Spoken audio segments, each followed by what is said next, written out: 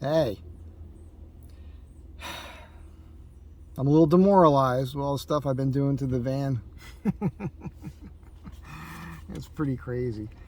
You don't know. I'm about to tell you. I was just revving it in park, just hold it idle, 2,000 RPM or so, because I put some cleaning stuff through the system again. I had that. I've been feeling like I've been dragging a sail a little. And I had this rough idle, and every time I get that, I know to dump something in the fuel tank to clean out the system, and it always takes care of it for the most part.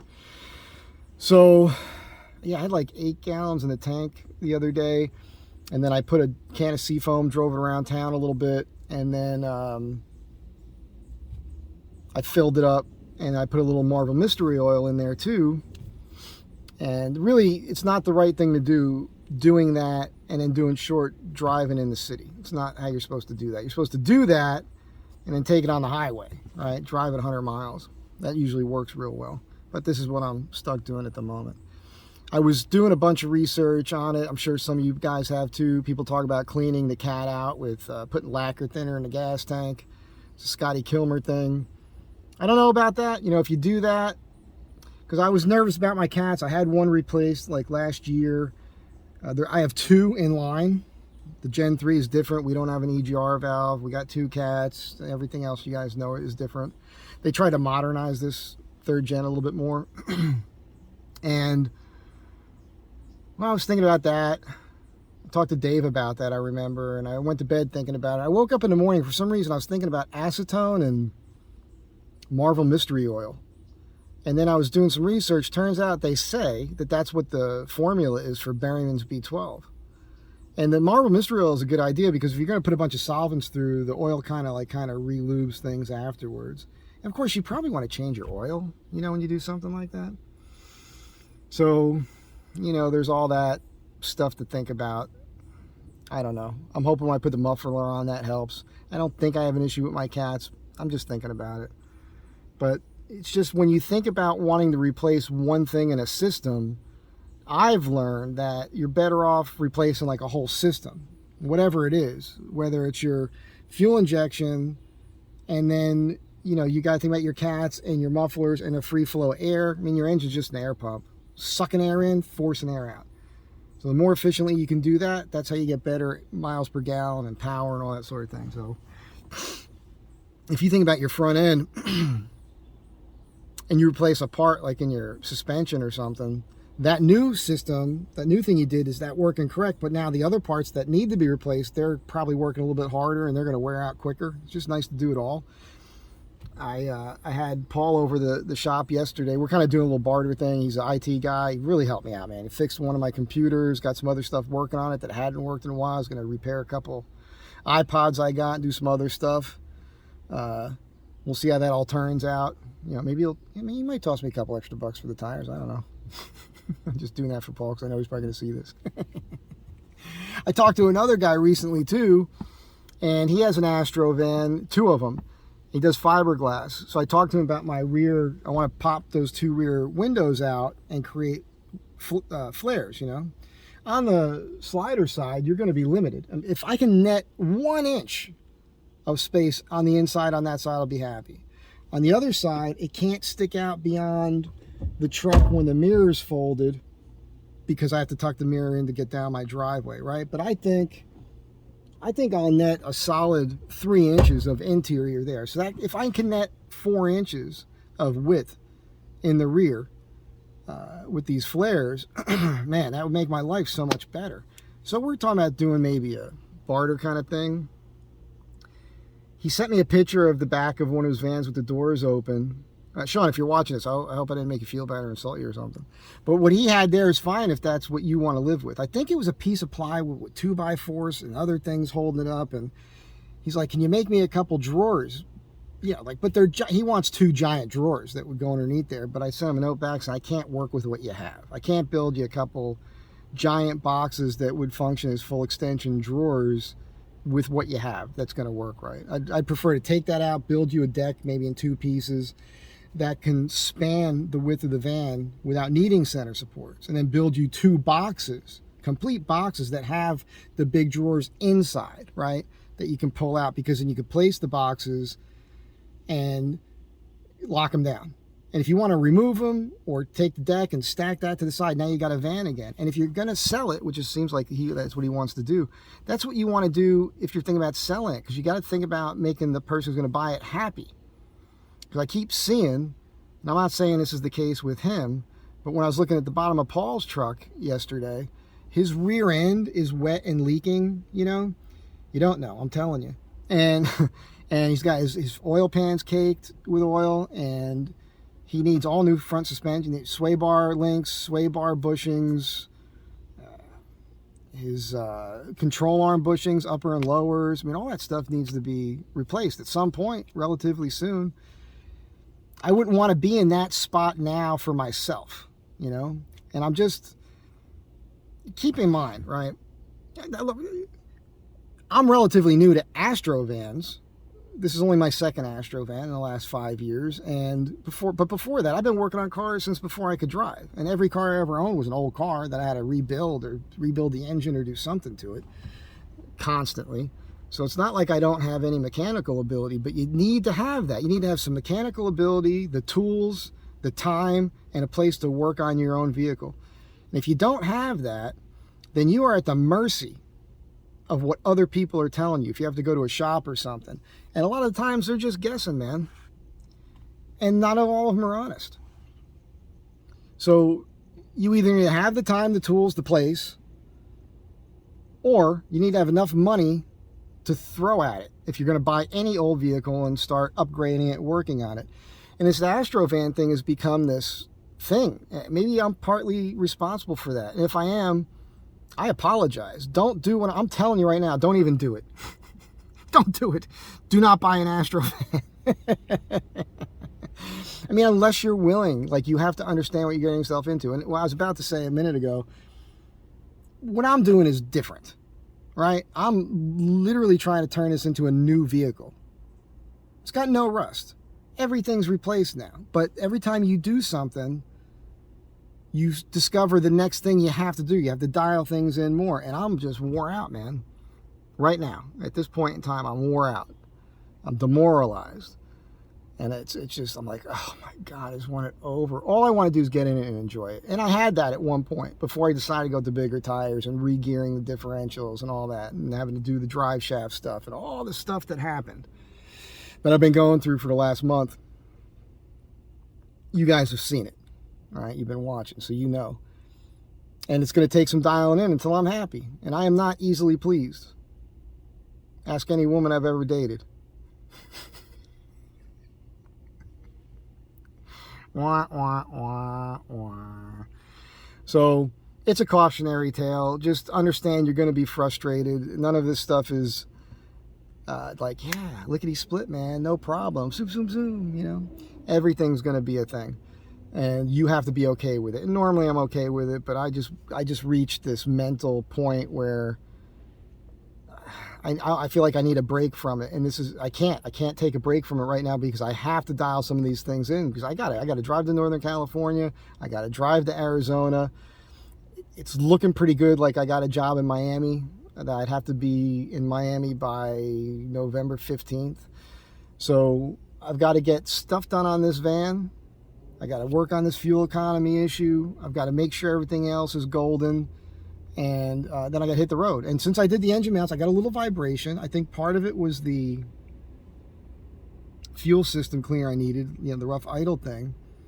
And I don't know what else it could be. I think it's just like that one engine mount was totally disconnected. So that was probably acting like a shock in a way. Like if the engine was vibrating, that whole thing was moving and sliding on that front clip. Now that everything's hard mounted, I'm probably feeling more of what people talk about when they put the polyurethane bushings in. It's not the end of the world. I'm just noticing it. So it's just, in the past, when I was doing things on the van, I'm doing this, I would do that. And each time I did it, I would feel the difference automatically, and then it would highlight other issues. It's seat of the pants. You know, I might have looked fat in that video yesterday, because I shoot everything on a wide angle. But my ass isn't that fat. Like, I'm hardwired to this seat. If I crank a torsion adjustment bolt here, 1/4 inch, 1/2 inch on this side, I'm going to feel it. I will notice that. I'm just weird like that. So when you do a whole bunch of stuff at once, and now other things aren't there anymore, but you're dealing with the new stuff and other things, it's hard to differentiate what all this little stuff is. Every once in a while, when I'm in gear and I stop at a stop sign or a light and I give it a little gas, there's maybe a slight hesitation in the rear end, it seems like to me. And I don't know if that's a normal thing or not. I just hope that that's not a Hoopers thing, because I don't want to go back to those guys after throwing them under the bus in half a dozen videos, which I don't think they ever saw. But still, after all the whole fiasco with those dudes, you know, can't even trust them. So, and that's the other thing. It's hard to trust. You guys saw when I put the engine brackets in, engine mount not even bolted down. One correct bolt in place that far out. Like, I spun it out with my fingers. I paid for that, man. I paid somebody to do that. And how are you supposed to know? How many of you get work done under your car and then you go underneath there, jack it up and look at it? 999 out of 1,000 and you don't ever do that. And if you don't, I watched a overlanding video the other day. There was a Ford Excursion, 4 dudes in it, and they did like Black Bear Pass, pretty cool, in 2-wheel drive, man, impressive. And even though it has 4x4, and they had a loose clanking, and there was a whole bolt system for the suspension they put in there that was loose. They built it, right? They found it. It was fine. They had the wrenches on the trail to fix it, but they did it. And then they discovered that. So how many of you are paying for a job and it's actually not done right, and it actually leads to more damage down the road, and you have to go back to those guys, and most of the time they don't own up to it. They just tell you, oh yeah, well, we did that, now we got to do this. But they're not telling you that they fouled the thing up in the first place. So this is what you run into. Any old vehicle, not just the Astro van.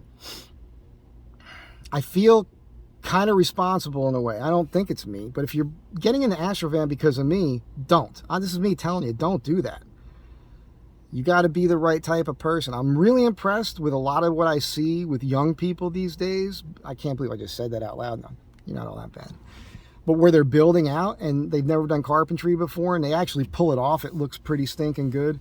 Keeping in mind, when you look at something on a computer screen or on your phone, it always looks better because it's tiny. But I'm seeing a lot of things in the groups these days. It's buyer's remorse.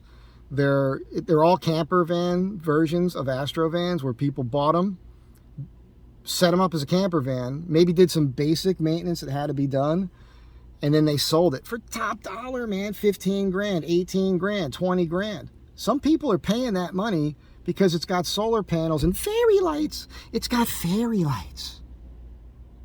The mood. You know, it's like the Gabriel shock or any other shock that has some little rubber thing on the bottom that 2 weeks into it or a couple days it falls apart.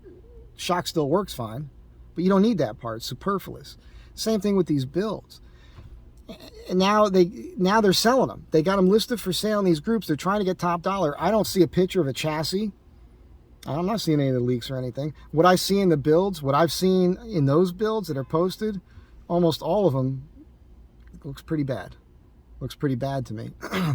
And, you know, if you've got an Astro van, I've said it before, but low miles doesn't mean a lot because it's old. So all the rubber and everything has to get replaced at some point soon. You find one and you got 60,000 miles on it and it's running good and you're driving like, this is awesome, I'm going to do this and sell it.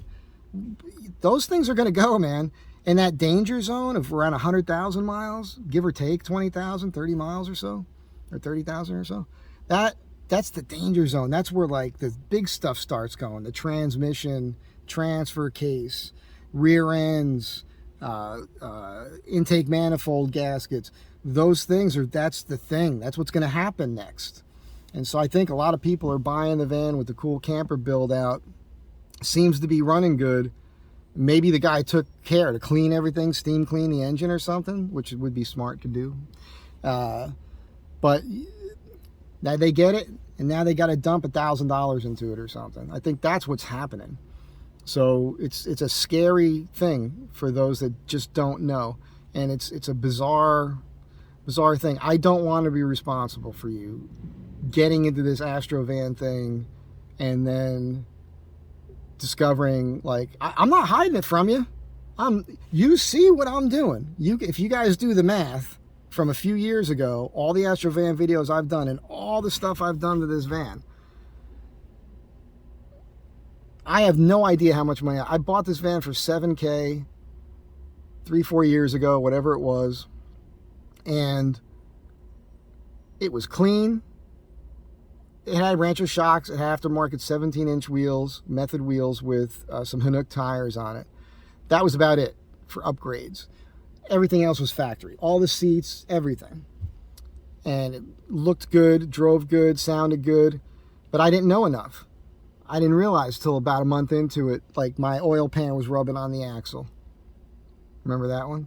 I didn't, you know, I needed a new radiator within the first 2 weeks. When a hose went, had to do that. One thing after another. Engine mount. You guys know the saga if you've been following. It was just one thing after another. I probably had a new transmission, transfer case swap, of course the lift, all the tire changes, the gearing I didn't have to do, but I did it. I've got to have at least $20,000 in this van on top of what I paid for it. You're probably looking right now at a $30,000 Astro van. That's, I don't know what to say about that. I'm not saying that's a smart thing. You heard me? You heard? I don't think that was smart. For other people. For me, it's going to be okay. It's still cheaper than a new car. It's still cheaper than new payments on a new car. And I think I mentioned this a couple minutes ago, but I'm basically, it's got no rust. I'm basically building a new vehicle. I'm replacing everything. And eventually, hopefully this motor lasts for a couple more trips. But eventually, I got no issues with it that I can find at this moment in time. So eventually that'll go. You know what I'm saying? And I'll probably look for an aluminum block V8. Probably what I'll do. And and then it will be all new. But my God, the frustration of not being able to just get in and go and be happy and not having to think about, what's that vibration? What's that sound? Why does it feel like it's not going right? What's that odor? What's all this red fluid on the bottom of my chassis? Why are my wheels wobbly? What's that squeak? I actually have a squeak.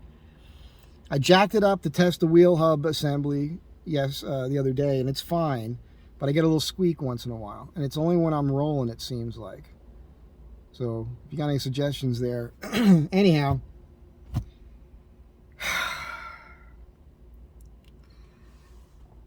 it's a cautionary tale for you, that's all. Don't do it! Have a great day. Be good to one another. I'll catch you in the next one, because there will be a next video.